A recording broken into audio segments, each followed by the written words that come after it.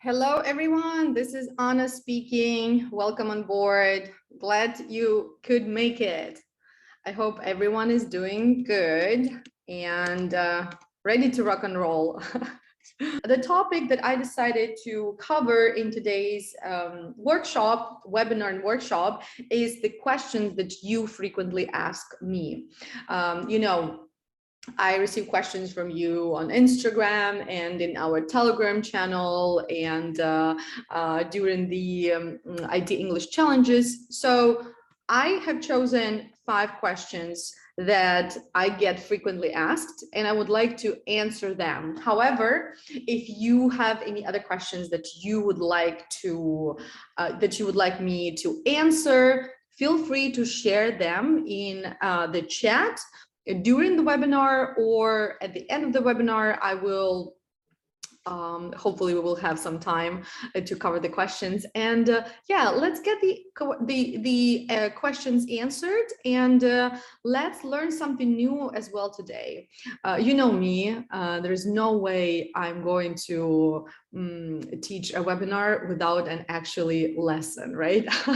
Without an actual practical lesson. So today we will practice as well. Okay, we will practice as well, and I want you to get ready for this. And the first question on the agenda is how not to lose motivation when learning English, right? Motivation is key, I would say, in not only when learning English, but like when learning a skill. So how not to lose this motivation? Because from my personal observation, I can tell that, and I'm just like you guys, right?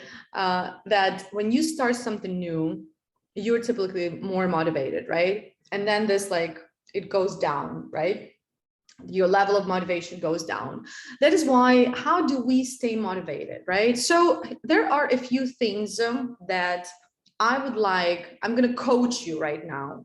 So I'm going to be Anna, the coach at this point.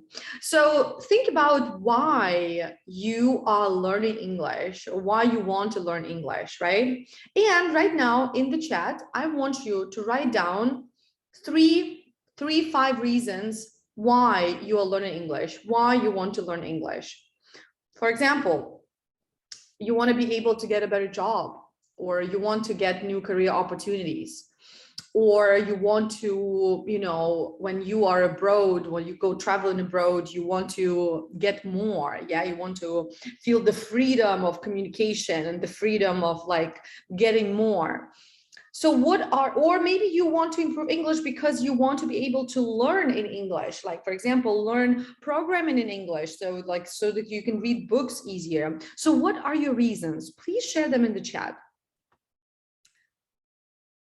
Okay, Martha wants to move to Canada. That's a good reason. So guys, we're doing this practice because I want to increase your level of motivation today, so that and in order to increase this level of motivation, we have to see the bigger picture. Yeah, we have to see the goal. What's our primary goal? So Viera wants to, I live in the UK, I really need English. Yeah, so you want to improve English to be to function in the British society, right, better. Anastasia wants to get a job in tech, communicate fluently, not freely, communicate fluently, just like native speakers. I'm going to move to England. Yeah, very good. Understand work meetings, documentation, travel abroad, get a new job. Yeah, so what are your reasons? 5 reasons to improve English. Very good, very good. What else? What else, guys? Please write down write down 5 reasons. The thing is that the reason why I created this task for you, first of all, to remind yourself why you're doing something. And this is a really good activity, guys. When you feel that you lose motivation when you do something, not only English, but generally, I want you to stop and I want you to remind yourself, why are you doing so? Now, when you just reminded yourself why you're learning English, is this important for you? Is getting a better job important for you?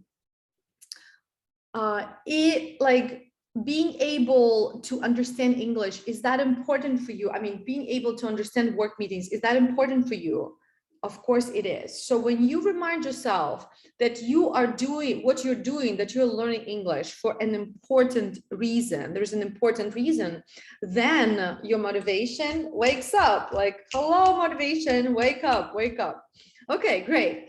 I see that everyone wants to practice with me here. Guys, remember, this community webinar is not just like blah, blah, blah, yada, yada, yada conversation here. This is practice, you know? You all want to have lessons with Anna. You haven't lesson with Anna, so you have to work as well, okay? I did my part.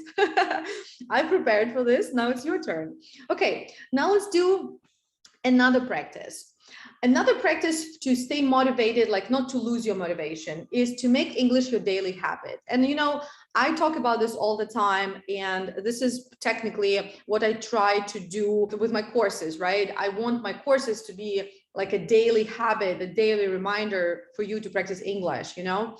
So that is why, like, anytime you want to practice English, you don't need to go online and look for information. You can just log into your user account and watch one of my videos in the course that you have. And everyone who's here, you are my students or alumni, so you do have access to my courses. So you like that should be your habit. You know, every day you want to do something in English. And a lot of times I know that people, like, they don't know what to do. Like, okay, I want to read something in English, but what do I read? I want to listen to something in English. What do I listen to? That's why if you have my course, just log in and watch the video or listen to the podcast that you have in the course. Yeah. However, I want you to think now outside the box. Yeah, I really like this idiom. This idiom is really popular. Native speakers use it all the time. Think outside the box means I want you to be creative, right? So think about something that you do every day, not connected to English. Some habit that you do every day. For example, brushing your teeth, right? But don't repeat after me, okay? You cannot use my examples. For example, I have my coffee every morning, right? This is my habit. Think about something you do every day or you like doing every day. Write it down, please. For example, drinking coffee in the morning or playing video games, or the other thing that I like doing every day. I like buying a cappuccino at the corner cafe and walk in my neighborhood near the water. Yeah, so like I like doing this activity in the morning, for example, before my work starts, during lunchtime as a break, as a lunch break, or in the evening when the sun goes down and I was sitting at home all day working, and I just need to do some, you need to put in some steps. So what do? Every day, morning exercises, tasty breakfast, cooking, play video games. Ira, I didn't know you were a gamer. This is very good to know. Thanks for sharing this. Video games, watching videos. Yeah. Okay, so you're doing this activity every day, reading books every day. Now, how can you incorporate? Incorporate means put in, yeah? Incorporate. Figuratively, not literally, but figuratively. So how can you incorporate English into this activity? For example, you like reading books. How can it be connected with English? I mean, it's pretty obvious. You just read one page of English book every day, right? Yelena is doing something what I do as well. Listening to English podcasts or English books, listening to audiobooks when you take shower. You know my story. I told it many times already. You probably heard it, that when I started doing this activity, and then I was still living in Odessa in Ukraine. And I remember the first time I got my water bill, my utility bill. My utility bill was like twice as higher as the previous months when I didn't have this listening habit, because I ended up taking shower longer because I wanted to listen more. And then I ended up using more water. So this was not very good for my budget, and it wasn't really good for the environment. However, it was good for my English practice, you know. So yeah, so now you guys, you can incorporate English into this activity. If you watch videos, watch them in English, but every day. If you read a book in English, but every day. If you do if you work out or stretching exercises, use a video on YouTube in English, like a guide video, like a trainer video in English for the workout exercise or for yoga exercise. I did it during COVID. When COVID started, I used English videos to exercise at home. That's what I did. So this is the thing. Like, you can continue doing this exercise, but the main thing is it's called to be honest, I don't remember if there should be probably like some terminology, but like I would call it like simple layering. Yeah, like you take a habit that you already have that is not connected to English, and you layer English practice onto this habit. Then English will become your habit as well, right? But it's just important. And you know, like when you do this layering, the new habit, the English habit, gets acquired really quickly because you already have that habit. So you know, like every morning I need my coffee. Okay, so when I'm drinking my coffee, I'm going to watch this video in English, and you watch the video in English. So every morning you drink coffee, and every morning you watch the video. So it's easy. Like this new English watching habit is going to be easy to adapt here. Yeah, I speak English with my husband. Perfect. Yeah. Guys, last year I moved to the United States, and now I live in Miami, if you missed that. Right. Okay, moving on. Okay, let's do a quick lesson here. For example, one of my favorite is, of course, learning English on social media. And especially I like Twitter, you know, because Twitter has a lot of interesting words, vocabulary, you know, expressions, and so on and so forth. For example, you know, I have also used Twitter when creating lessons for my courses and other, you know, videos. So for example, Elon Musk tweeted this. And let's analyze his tweet. And this is something that you can personally do as well when using social media to practice English every day, because we are on social media every day, on Instagram, on Facebook, on LinkedIn, on Twitter. The only thing is that your social media has to have English feed. So for example, my Twitter, I created my Twitter where there's only English content on Twitter. And if I want to, like, for example, and also I created my Twitter feed, like I only follow people who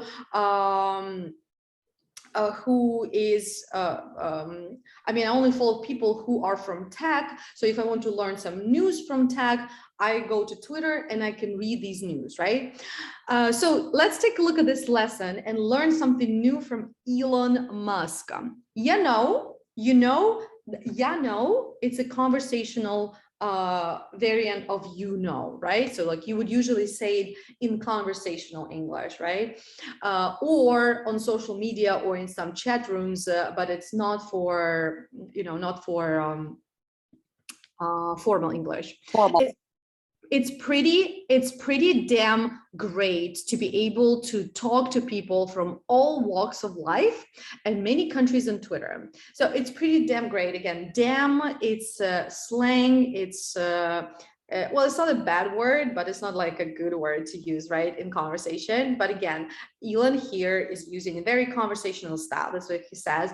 Yeah, no, it's pretty damn great. But also, damn is that word in conversational English that will that will help you make emphasis in the sentence, right? So instead of saying it's very great, like it's, well, you don't actually say it's very great, but like, yeah, instead of saying it's absolutely great, you say it's pretty damn great, like you emphasize it.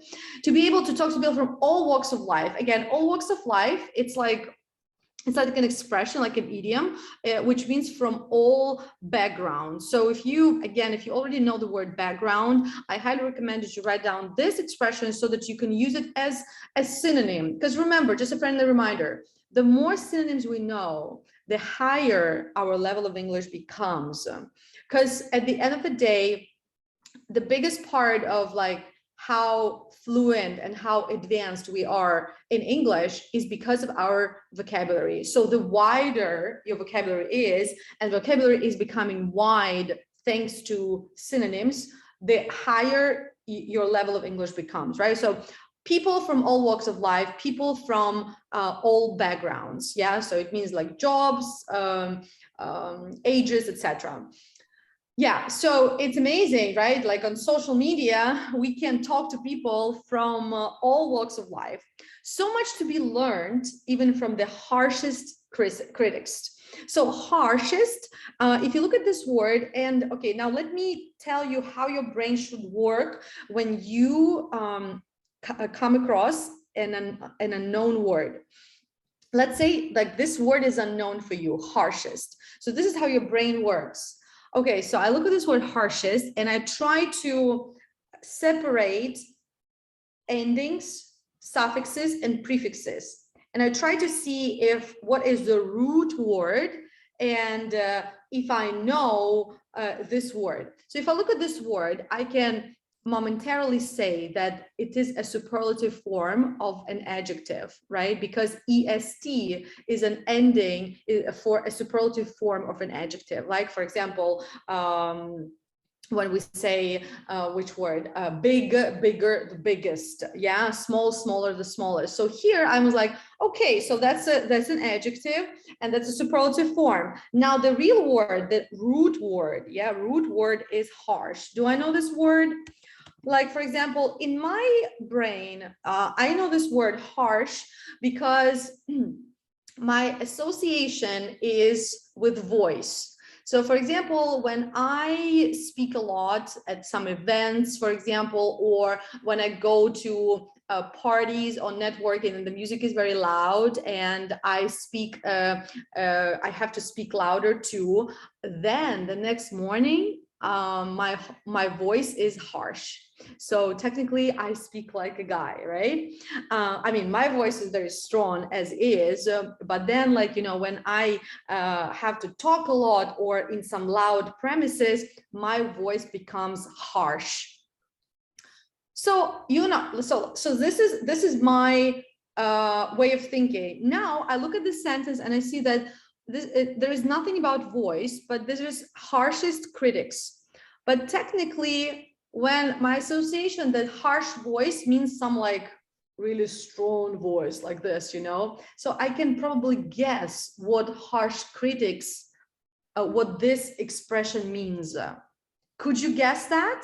Like if you were thinking the way I think, of course you could, because the word harsh means strong, strict, aggressive, like all the like strong feelings, right? So that's, guys, what you should do when you come across a new word. The number one mistake that English learners make, they say, oh, I don't know this word. I don't know. No. But no, this is not what you should do. What you should actually do is do what I did. Analyze the word from the perspective of what part of speech it is. Is it a verb, noun, adjective, adverb? Then look at suffixes and prefixes, because suffixes and prefixes, they can tell you more about the meaning of the word than you think. Yeah, because like some suffixes, they have a particular meaning, and you can guess the meaning of the word based on the suffix. And then also see, like when you look at the word, try to find some associations, right? Even if you don't know, even when you think you don't know this word, you may have some associations, because, you know, we have more words in our passive vocabulary than in our active vocabulary. That is why if the word is in our passive vocabulary, we need some time to dig it from below, right? And to bring it up and like, oh, okay, I think this is it. So technically, for example, I don't even need to look up the word harsh in a dictionary, because with my association, I understand that harshest critics means like really strict and aggressive critics. Next, basically, I'm just saying I love all you crazy people.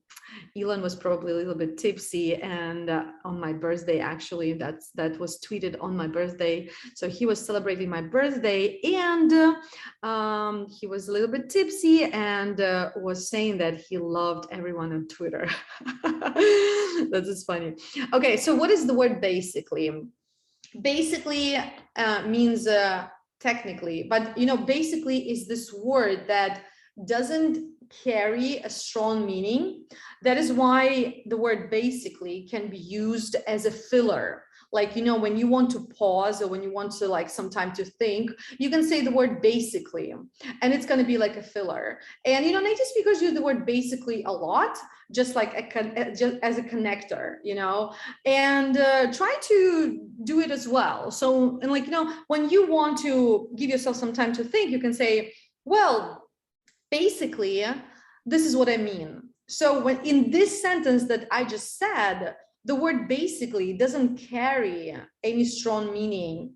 However, it helps you avoid pauses, and it helps you avoid the things. So yeah, basically is, like I said, is like that filler that doesn't like play much role in the sentence. However, it helps you sound more like a native speaker. Okay, so what just happened, guys? How much time have we spent analyzing this tweet? Like 5 minutes, right? And this is exactly how much time you are going to spend if you like go on Twitter or Instagram, and you will, read a piece of text. And so what I did now for you, I prepared a lesson for you. But even if you are going to look up new words and expressions in Google, in a dictionary, you will literally spend 5 minutes of time, and you will learn like at least 3 or 4 interesting expressions. Okay, and just a quick reminder, guys, the way I look up new words, I just use google.com, not Google Translate, but google.com. For example, if I wasn't sure what "ya know" means, I would go to google.com and I would say "ya know" meaning, and Google would tell me that "ya know" means in slang. Yeah, if I didn't know what all walks of life means, I would go to google.com and I would put "from all walks of life" meaning, and Google will tell me what it means. So yeah, this is another like everyday activity you can do, and you can spend 5 minutes and learn like 3-4 new expressions. If you want to spend more minutes, you can learn even more expressions, to be honest. Yeah. Alrighty, moving on. Another thing that can help your motivation to keep your motivation when learning English is, of course, scheduling time for learning. People underestimate time management.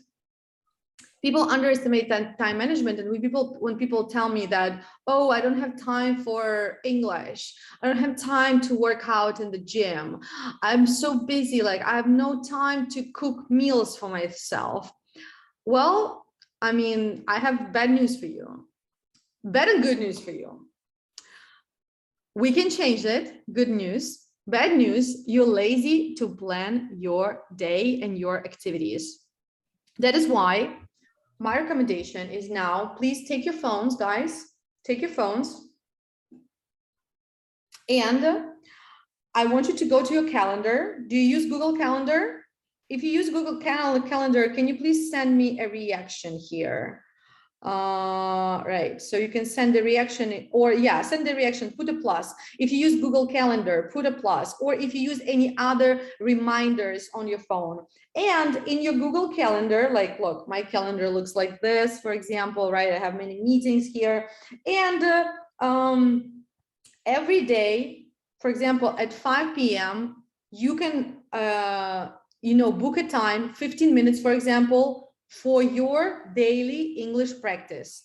What can it be? it can be anything you decide. It can be watching video from the course. It can be reading one page of the book. It can be listen to a podcast for 5 minutes, watch a video for 5 minutes in English, or read a social media post in English and translate unknown words. But I want you to pick a time every day. It can be different time. For example, on Monday, it can be 9 a.m. in the morning. On Tuesday, it can be 6 p.m. On Wednesday, it can be 10 p.m. before going to bed. But I want you to pick a time in your calendar and reserve it for English practice. Again, you decide 5 minutes, 10 minutes, 15 minutes, 20 minutes, or 30 minutes, right? So, but like it has to be in your calendar. Your calendar will remind you every day, and you will feel bad not doing it. And also, if you have this time reserved in your calendar, it means that you will not do any other activities, because you will see that you have this time reserved. So for example, if somebody wants to have a meeting with you, you will schedule a meeting before the time or after the time, right? Because it is reserved. So technically, using calendar to help you build new habits is key. And it's key to be more productive, and it's key if you want to get better at managing your time. So guys, this is something that I personally do. I put everything on my calendar, everything. Even like I have slots where I need to write down expenses, for example, at the end of the day, for work or for personal. So really, it's important to use your calendar when you plan even studying, but also it's important to be realistic about how much time you can spend doing this activity. So if you think it's going to be 1 hour every day, I don't think so, but start with 15 minutes. Like I said, do this like little activity, right? Like one activity and then move on. So please tell me now in the comments if you have set your English practice, if you have scheduled your English practice in your calendar, or you're going to do it after the webinar, for example. Who is going to do it? Please let me know. I want to see if you guys are going to follow my advice here, or I'm just talking. Okay, Viera, yeah, great. Julia likes it. Sophia, Dennis, you're my favorite, guys. Awesome. Okay, so I want you to do it now. Like I told you, I don't want to have it like a bullshit webinar here. I want to be like useful for you. Okay. Now, the next question that I get is how to practice English in your daily life. Let's answer it. I mean, we've already kind of touched upon it. However, I still want to give you some recommendations. For example, how to make English part of your daily life if you don't live in the English speaking country, right? This is the typical question that I get. Yeah, Xenia is taking English for IT course and have lessons every day. This is awesome. You have lessons every day and you have the time when you have these lessons. Great. So put the time in your calendar so that you remember to watch the lesson, because if you just started the course, you remember about it. But 3 weeks after you start the course, you you start forgetting about it. But if this is in your calendar, that you will not forget about it. Okay, guys, so how to make English your daily life. So, I told you that now I live in the United States, but I was able to speak English like this when I lived in Odessa. And actually, when I lived in the village, of Dachnoye. This is where I was born, and this is where I went to school. It's 20 kilometers from Odessa. And to be honest, I learned how to speak good English while I was living in my mother's house, going to university, to school, and so on and so forth. How was I able to do this? Well, the reason, reason number one is like English was in my life every day. I was doing something in English every day, and also curiosity. Yeah, like I was curious. So it's like the reason why when I lived in the village, like, you know, I didn't have internet, I didn't have computer. It was a long time ago. I used the paper dictionary. You know, like I had a big paper dictionary, and however, I was curious, and like every time I saw like a word in English when I was like in a bus and like what, like, you know, I was on a bus, and I saw like some sign in English and I would write it down. And when I came home, I would look it up in a dictionary. So this is what I did.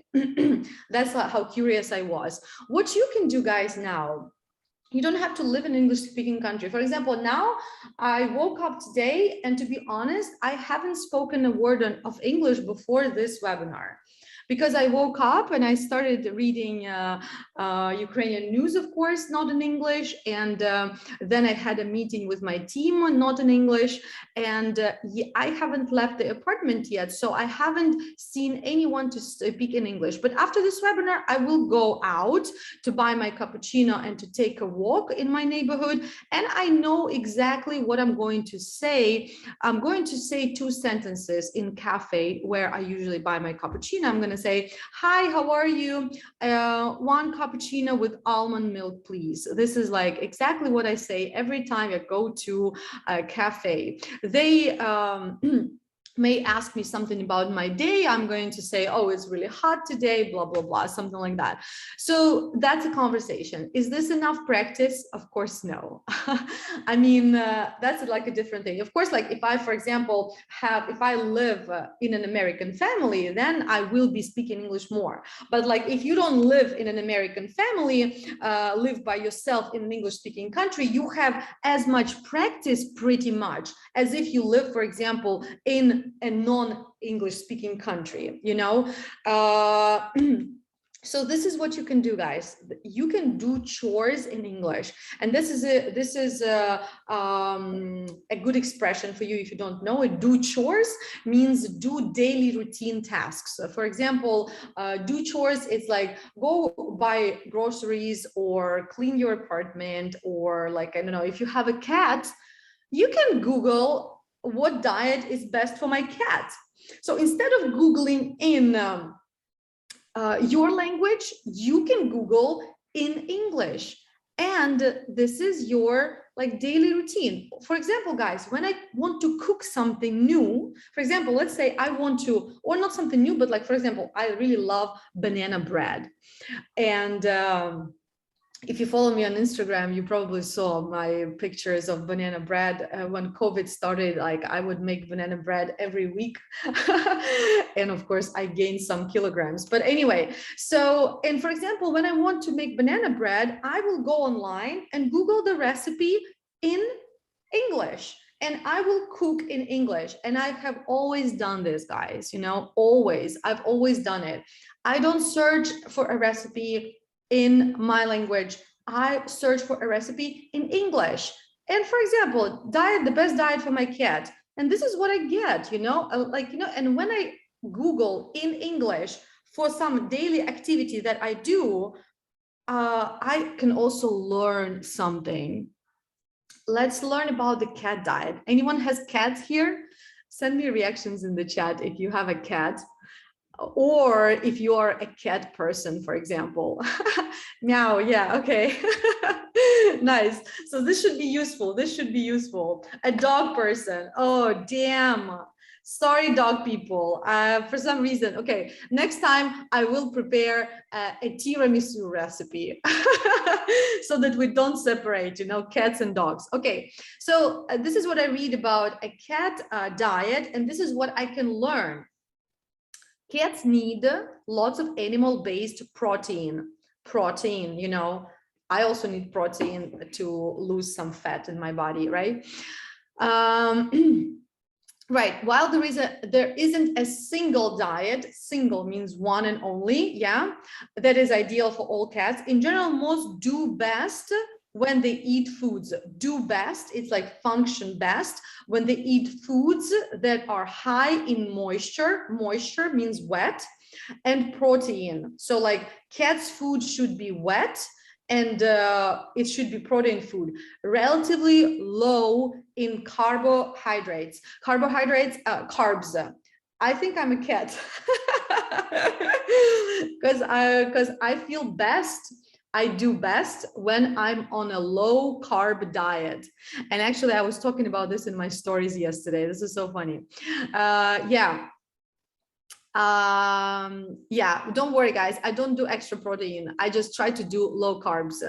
Low carbs meaning less bread, because when I eat a lot of carbs, I feel sleepy, I am not energetic, my body feels bad when I eat carbs. So this is like, I'm not recommending a diet, like I'm not on a diet, I just prefer to eat low carb diet. And when we talk about diet, we're not talking about diet for slimming down. Diet, the word diet in English also means the food you eat, not to lose weight, but your daily food that you eat on the daily basis is your diet. So I prefer my diet, my daily food, to be low carb, because I feel better when I eat low carb, when I don't eat a lot of bread. But some people feel better when they eat more bread. Like, you know, different people, they have like, we are very different. That's why you really need to listen to your body first before you start, you know, any diet. Okay, let's read more. I feel like this topic is interesting for you. Okay.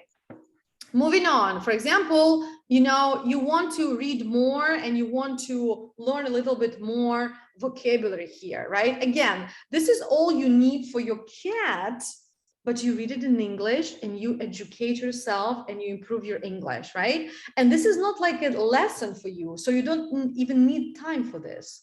You know, you don't need calendar. You don't need calendar reminder for this. You know that, okay, so for example, guys, yesterday I bought a plant for my apartment.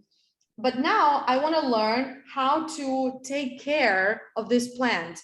I'm gonna look it up online, and of course I will do this in English. This is my daily chore, and I will do this in English. And if I do this in English, I will learn new vocabulary. For example, water the plant, yeah, or like some other interesting words, like you do with cats. Okay, let's take a look. A study published in 2011 showed that when cats are given access to foods of different protein, fat, and carbs concentrations, they tend to self-select a diet that provides them with around 52% of their calories from protein.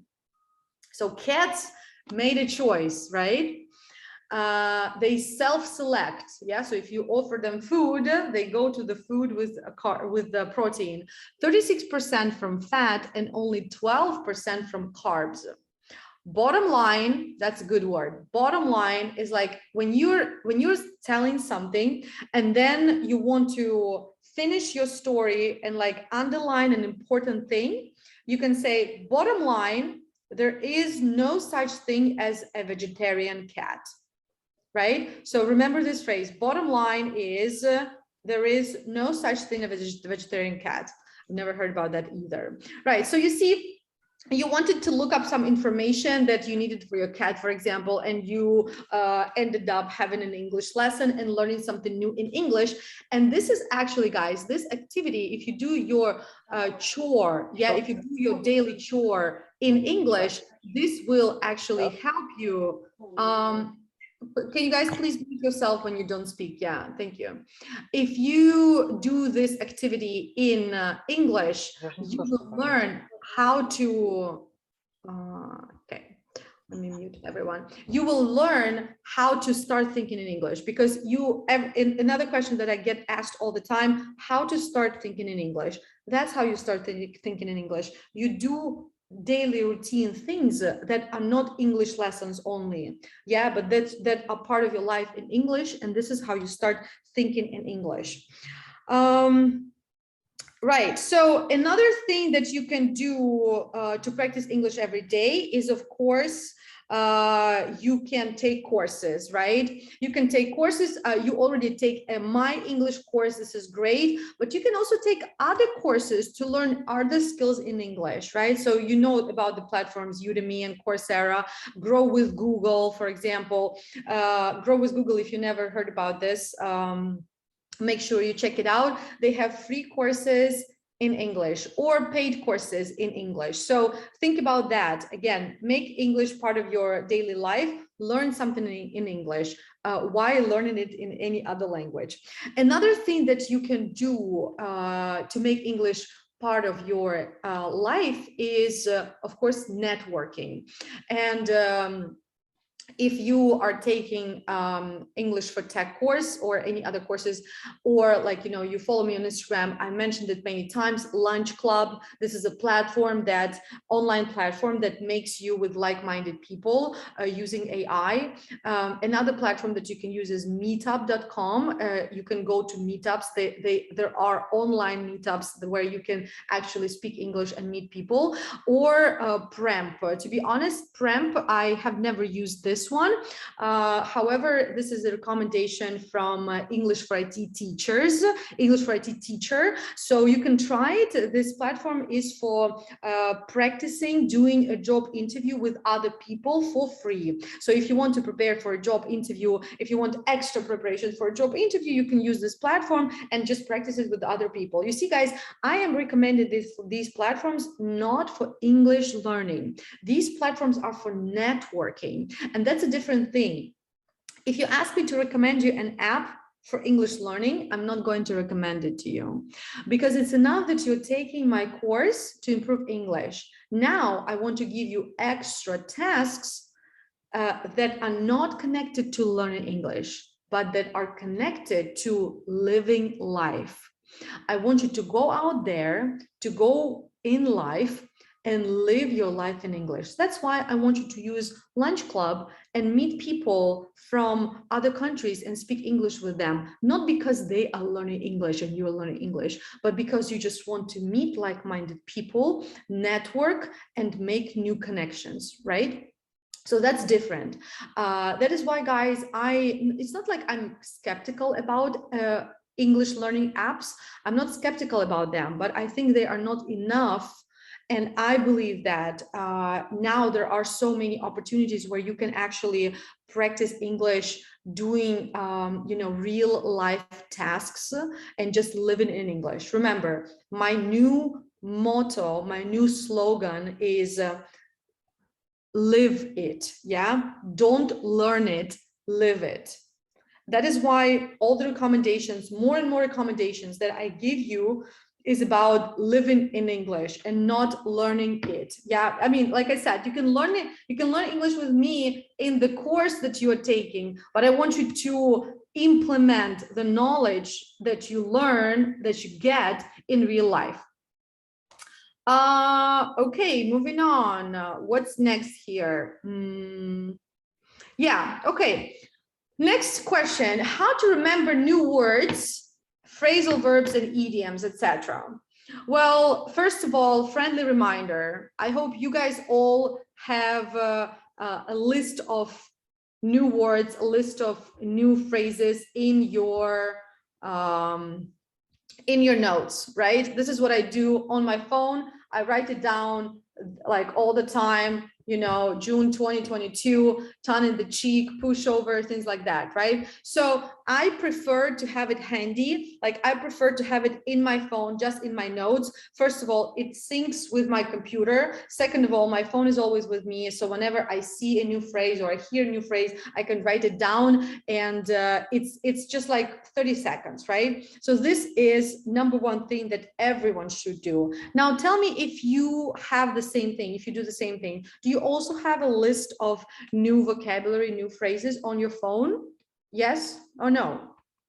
Or maybe you have another thing, share with us in the chat. Maybe you do another thing. Yeah, maybe you have some app or something like that, or piece of paper. Yeah, it's just like I also have, look, I also on my desk, I also have a piece of paper where I write down some like, you know, ideas, or I write down like some new phrases. But for phrases, I typically do my phone because it's really convenient for me. If you have something else and if it works for you, it's perfect. The only thing that I care about, you know, I only care about you actually doing this. Okay, another thing, using Quizlet. You also have Quizlet option in the course. However, you can do it yourself as well. So after you have your after you create this like word list in your notes, you can create Quizlet flashcards, yeah, where you can be more creative, for example, and come up with sentences using new vocabulary, or maybe some translation or explanation and things like that. So technically you can use Quizlet as well. So you can just say, if you've never used it, just go and Google it, Quizlet, flashcards, or you can they actually also have an app for the phone. You can use it as an app on your phone as well. The only thing, you have to do something, right? It's always about that. You have to do something. And finally, my recommendation, how to remember these words. Use it or lose it, as they say. When you learn a new phrase, you have to try and use it in your speech as soon as possible. So for example, today, let's say today you learned a new phrase, bottom line. You remember what it means? Bottom line from my previous slides. Share in the chat what bottom line means.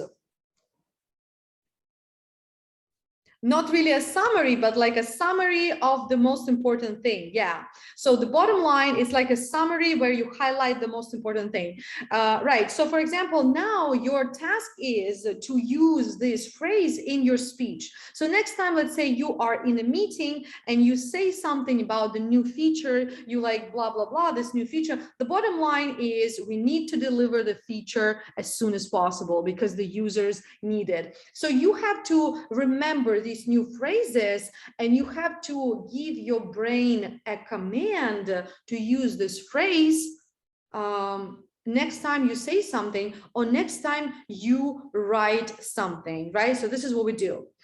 Okay, one more question, guys, and then I really want to know if you have any questions. How to watch movies and TVs effectively? Again, very popular question. I can honestly tell you that I get this question at least once a week from somebody who I know, who I don't know. So how to watch movies best?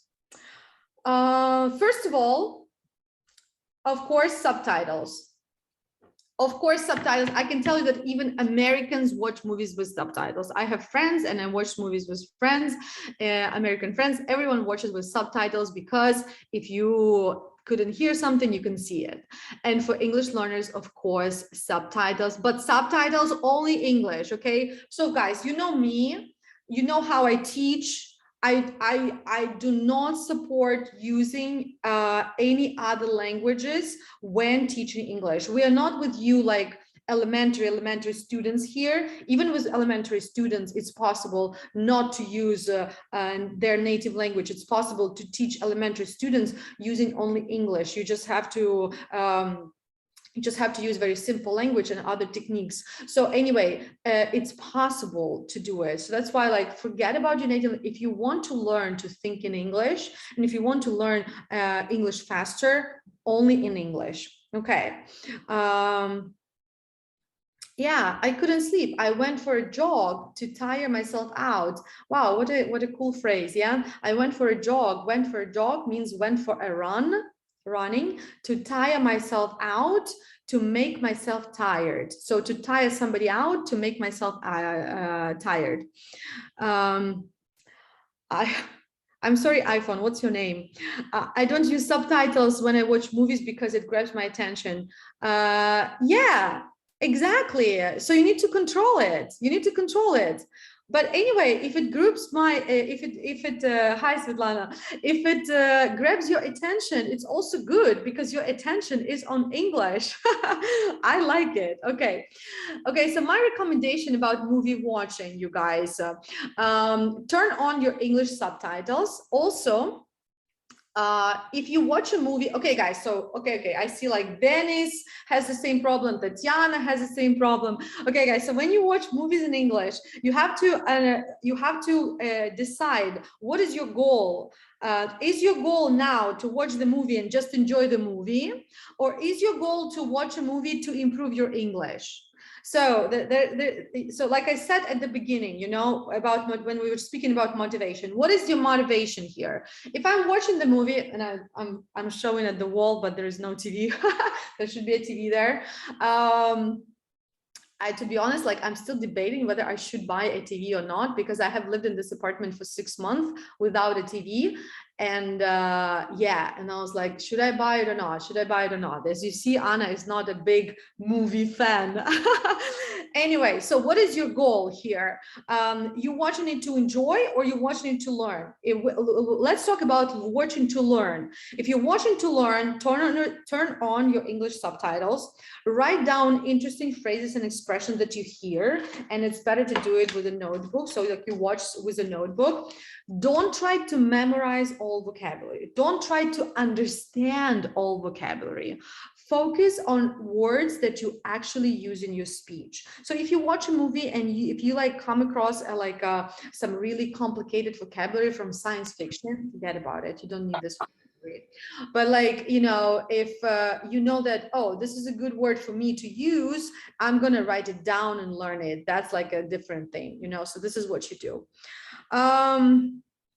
Now, what platforms, Tatiana is asking, what platforms for watching movies you recommend? Well, the simplest, of course, is Netflix. This is what I do. Netflix, what you can do, what else you can, what else you can watch? There is a platform, ororo.tv, that is like educational platform, and it also allows you to translate the unknown words if you hover your mouse on the unknown word. But technically, like, you know, I would say that it's Netflix pretty much. And also good recommendation from Katerina in the chat. Katerina, I agree with you. If you are new to watching movies in English, it's better to watch movies that you've already seen, so that you don't need to focus on the plot so much, and you can focus, like you know what's happening in the movie, so that so you don't need to focus on the picture. Instead, you can only focus on the language. And of course, my recommendation, guys, is watching dramas and like life stories. Yeah. For example, if you watch something like this one, you know, more, it's going to be more advanced. Yeah, it's going to be intermediate, upper intermediate, Riverdale, for example. And but like if you watch some like romantic drama, romantic comedy, that is going to be for lower levels as well. Devs, there is another recommendation here that I'm giving you: general and modern English, pre-intermediate, intermediate, and upper intermediate. Again, if you watch it with English subtitles, you can, you know, screenshot it, for example, for future reference. Silicon Valley, it's more for the higher levels. It's tech and business, a lot of idioms, a lot of bad words, a lot of slang, but very interesting. I love this TV show. Maybe I'll share with you, with some people, I did share the lesson for season 1, episode 1. I will share this with the community as well. Ksenia says that she likes Friends. To be honest, guys, Friends is for higher levels. Friends, this sitcom, uses like very advanced idiomatic English. So if you're pre-intermediate or lower intermediate, Friends is really difficult to watch, because they use a lot of like jokes, you know, specific words and phrases. Suits, I really like this TV show, but it's for more advanced level as well. It's about lawyers in New York. Very cool. Very cool, very cool. And you guys, finally, my recommendations, how to start talking in English. How to start talking in English, and some common things that I always talk about is to fight your fears. Yeah. You are like, if you're here, if you're able to understand me now, you are doing great. And I would like to give a shout out to every one of you for doing a great job, for making your English better, and for improving yourself. Thank you. Thank you. This is a thank you to you. And I want you, like, you know what people don't do, guys? People don't appreciate themselves enough. You know, like, we are so hard on ourselves, and we do not say you're good to yourself. So now I want you, every one of you, to admit the fact that you are great. You are great, you're doing great, because you are developing, you are making yourself better, you are growing, and you have to praise yourself as well. You know, of course, we have to praise other people, but we also have to tell ourselves that we are doing a great job. And the more you tell yourself that you are doing a great job, the more confident you become in whatever you do. And with English, it helps a lot. So when you tell yourself that I'm great, I'm improving English, of course, I don't do this every day because I don't have the time, but this week I did this like 3 times a week, but like, you know, tomorrow I will do it more. And like, and you praise yourself. And this is how you fight your fears. This is how you stop being afraid of making mistakes in English. And this is how you stop being judged of others, because you know your value. And the problem is that the thing is that when you realize your value, when you realize that you are doing good, you are better than yesterday, you're better than 2 weeks ago, you're better than a month ago. When you recognize yourself, this is when you start growing and things become easier for you. And guys, you are like this, everyone who is here, because look, everyone who joined this webinar today, you didn't spend 1 hour, you invested 1 hour in yourself.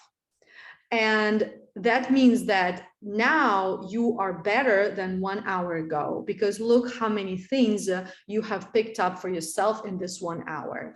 That is why when you think about how can I speak English better, just do it without fears. Yeah, do it without fears, and recognize yourself. Yeah, thank yourself for doing what you're doing for yourself. And I think this is like the number one pep talk. Yeah, you say motivational speech, pep talk. It's also called a pep talk. That's the number one pep talk that we need daily, because every day we wake up and we have so many things going on in life.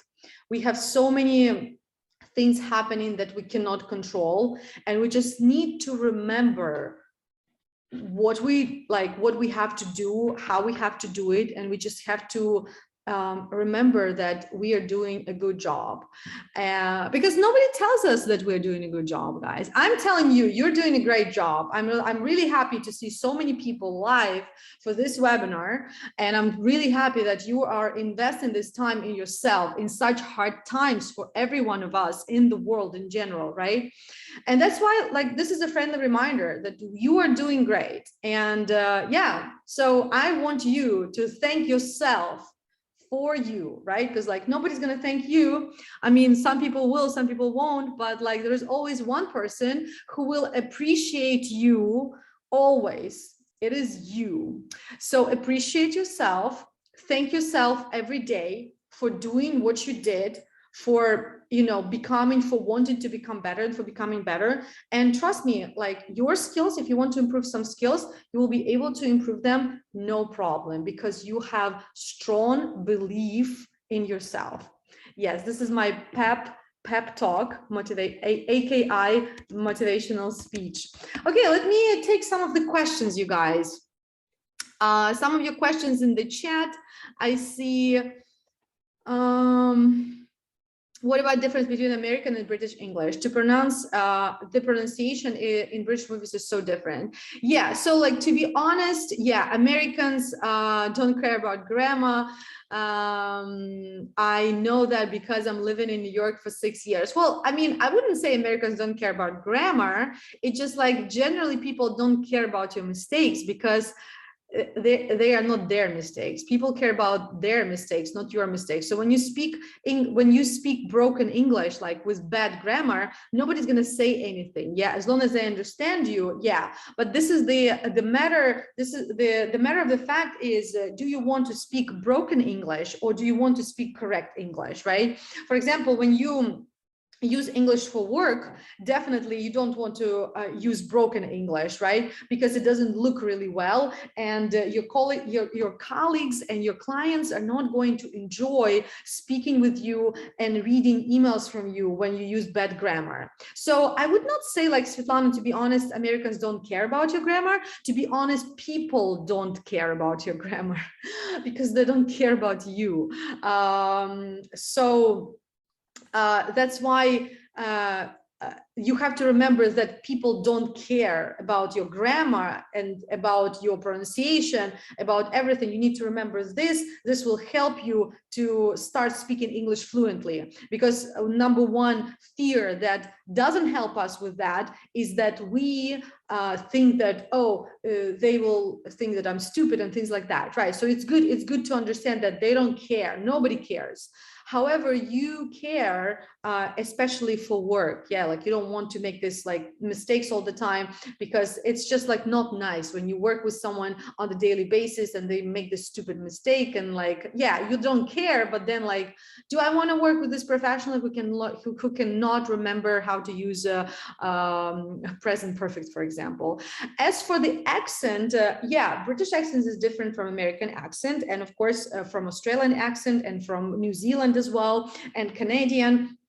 That is why, for example, if you work with the British, you get used to hearing British accents, so you start understanding it better. When you start working with Americans, you have to do the same thing. You have to spend some time getting used to American accents so that you can understand them better.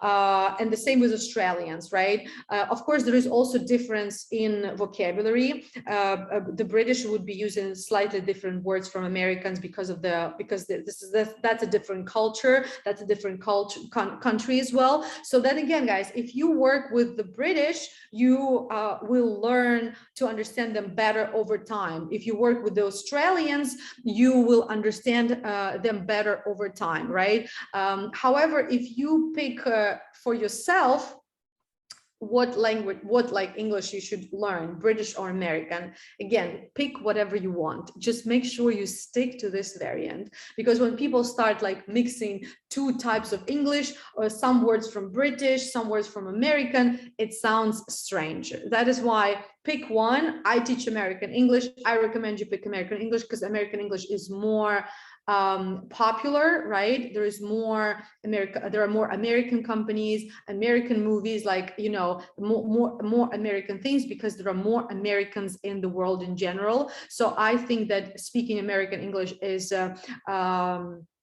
more useful, right? Because you will be able to understand more people. However, if you end up like, if you learn American English but you end up working with the British, it's not a problem. I'm pretty sure that in a month you will learn how to understand them better. The same if you end up working with Australians, in a few weeks, in a month, you will learn how to understand them better. But of course, accent is pretty much one of the biggest differences. Yeah, so you need to get used to that.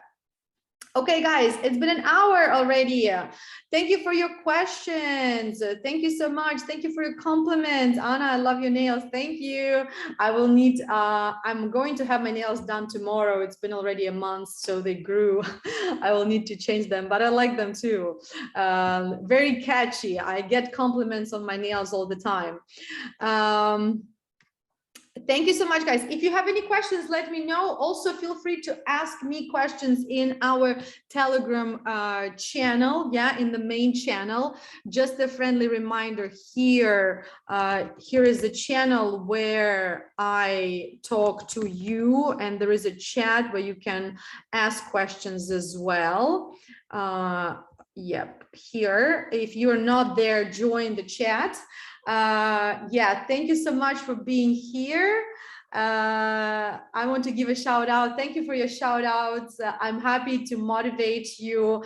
I'm happy you like the IT courses. Thank you so much. If you guys have any questions about courses, I saw some questions how to prolong the course. Feel free to reach out to support in the course chat, and they will be happy to help you with that.